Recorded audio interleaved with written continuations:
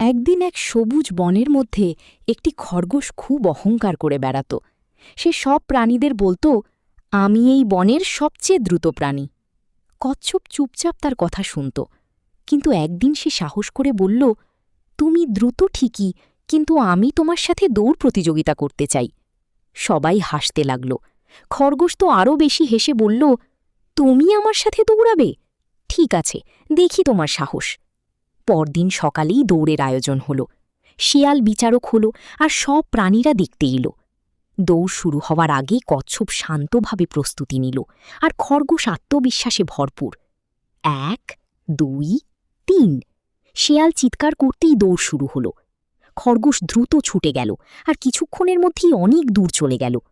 কচ্ছপ ধীরে ধীরে কিন্তু থেমে না গিয়ে এগিয়ে যেতে লাগল। খরগোশ পিছনে তাকিয়ে দেখে কচ্ছপ অনেক দূরে। সে ভাবল, এত ধীরে চললে কখনো জিততে পারবে না। তাই সে একটি গাছের নিচে বসে একটু বিশ্রাম নেওয়ার সিদ্ধান্ত নিল। শীতল বাতাসে তার চোখে ঘুম চলে এলো।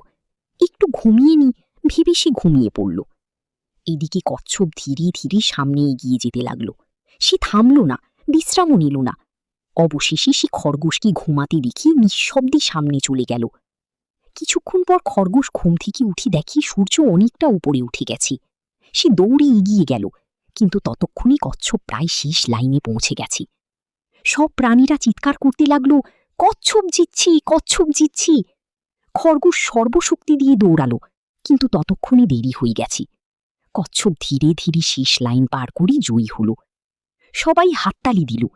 খরগোশ লজ্জিত হয়ে কচ্ছপের কাছে এসে বলল, আমি তোমাকে ছোট করে দেখেছিলাম, আমি ভুল করেছি। কচ্ছপ হাসল এবং বলল, ধৈর্য আর নিয়মিত চেষ্টা সবসময় জয় এনে দেয়।